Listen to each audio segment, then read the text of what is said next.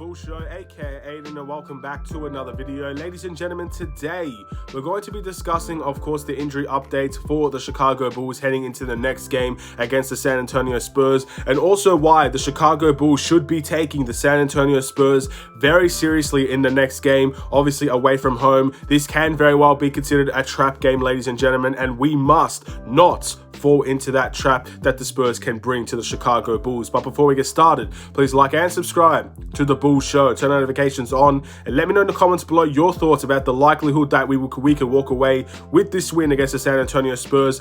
We talked a lot about back-to-backs, ladies and gentlemen, and we all knew the start of the season as well was going to be a very difficult one.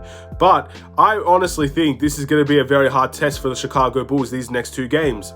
You look at the first back-to-back that we had, I think it was against Washington, the Washington Wizards game away from home, and then obviously our home opener against Chicago. A lot of people were talking about how the Bulls had to travel from a back-to-back. Well, this is going to be even worse, ladies and gentlemen. We've got a game against Spurs in San Antonio, and then obviously after that, we're traveling back to Chicago to versus the Philadelphia 76ers. Two teams that, in my opinion, will cause a big test for the Chicago Bulls. So, not going to be an easy ride, ladies and gentlemen. Nothing is easy in the NBA as it's all said and done, but that's going to be a difficult challenge. But hopefully the Bulls can respond to it well. Again, even if we don't win the next two games, if we win one out of the two, I hope we can still compete in both of the games and just show our true quality levels and stuff like that. It's very important two games for the Chicago Bulls to continue the momentum that we're currently building. Now, let's talk about the injury updates for Chicago Bulls. Obviously, I kind of given you a spoiler there. Zach LaVine is actually potentially going to be questionable to play this game against San Antonio. That's for questionable in NBA terms. 50% chance he'll play, 50% chance he'll miss the game.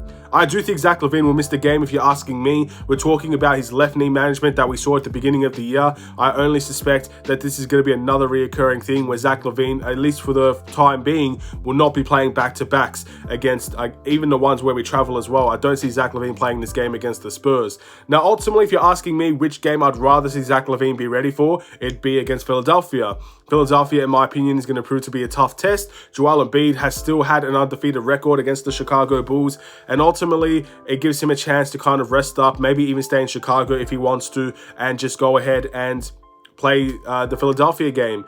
And the Spurs game, at the end of the day, is definitely an important game. I'm not discrediting the Spurs is not an important game. There's a whole video that I'm going to talk about just now about why Spurs is a very important game.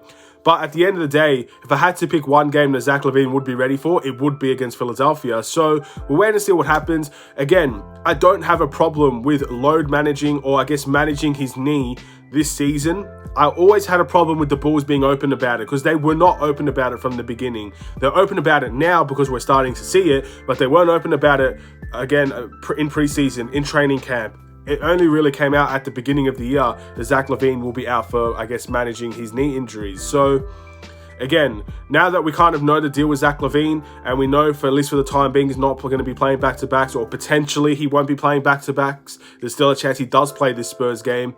I'm fine with that, ladies and gentlemen, and we'll hopefully see a good performance against Philly if he does play in that game, which I hope he will. So there we go, ladies and gentlemen. I know a lot of people are very upset that Zach LaVine's not going to be playing this game. Again, we paid him a lot of money. We know we want to see him play. He had a great game as well in the last time out against the Indiana Pacers. There's a lot of reasons why people will be upset that Zach is not playing, but for management issues, just to make sure he's going to be 100% for the rest of the year, maybe you can get away with not playing him against the Spurs. We'll have to wait and see, obviously, how that game goes. And again, keep in mind, there's still a chance he can play this game. 50% chance he can, 50% chance he won't. So wait and see. Now let's talk about the trap game, ladies and gentlemen. San Antonio have a positive record. They have the exact same record as the Chicago Bulls, and they have been scoring very well in terms of their NBA season thus far.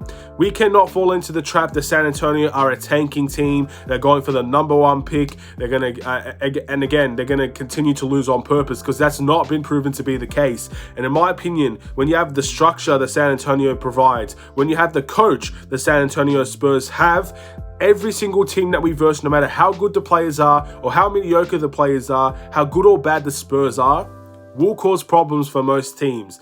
And I think at the end of the day, that is going to be the challenge that the Chicago Bulls have to overcome. Can we beat the San Antonio Spurs system that they have in place? Can we beat their ball movement? Can we beat their cuts to the basket? Can we beat just the overall good team play the Spurs provide? If we could do that, we're going to have to do a little bit of our own here. Obviously, if we don't play Zach LaVine, we're going to have to rely a lot on the bench to really do something important in this game. We're going to have to rely on DeMar DeRozan to show up. We're going to have to rely on Vucevic to have strong games. We're relying on a lot of things to happen for us to walk away with the win here. But we can't give up, I guess, in this game just because Zach LaVine might not play. We have to really show and fight in this game. And we have to, in my opinion, if we're going to walk out with a big lead, we have to make sure we end it early. If we end up going to a 20-25 point lead in the game, no more comebacks like we saw with the Indiana Pacers. Because the fact of the matter is we can't afford that, especially with the game next against Philadelphia. You've got to make sure you end this game early. If you're up by 25 in the third quarter, extend it to 30. Make it impossible for the San Antonio Spurs to come back from the game. And allow our starters to get the rest it needs. Allow our bench to get extra minutes that they potentially need. Give guys like Dalen Terry minutes. You could give guys like Marco minutes, Tony Bradley minutes. It doesn't matter. But the fact of the matter is we got to make sure we can end this game early if we have the opportunity to do so.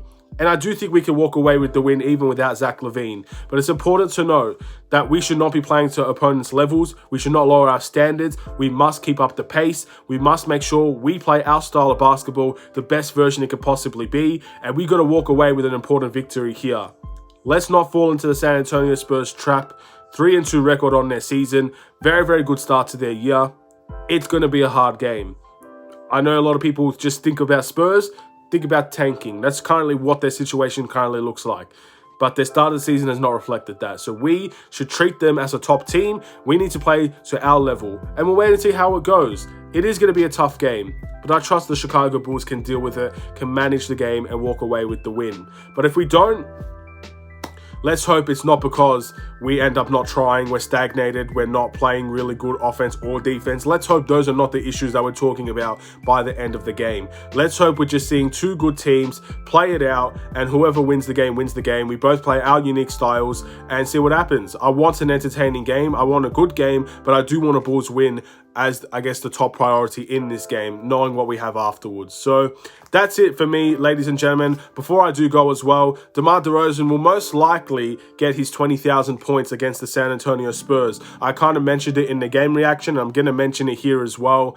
I think San Antonio are going to give him a huge ovation. Again, he's a former San Antonio Spurs player. And one thing I love about San Antonio, and maybe people could disagree with me here if you actually know more about the Spurs fans than I do, but one thing I love about San Antonio, they're a very classy organization. I think they have really good fans. I think fans are very respectful over there in San Antonio as well. Obviously, when you have the teams that they've had in the course of their history, they're a really, really classy organization. So I really do like the San Antonio Spurs, and I think the San Antonio Spurs are going to treat DeMar DeRozan very right if he does manage to get his 20,000 points. And not only that, I think the Spurs organization is going to treat him very right as well, because he did do a lot while he was there in San Antonio. But again, we'll wait and see. I'm sure by the time the Philadelphia games comes around as well, the Chicago Bulls fans will get a chance to cheer DeMar DeRozan, will get a chance to celebrate his 20,000 points as well, because he is a Chicago Bulls player. But yeah, very, very good career for DeMar DeRozan. I'll talk more about it in another video once he actually achieves the goal. Thank you for watching. Please like and subscribe if you're new. Have a wonderful and safe day. Stay safe, stay healthy, stay tuned for more. Take care and peace.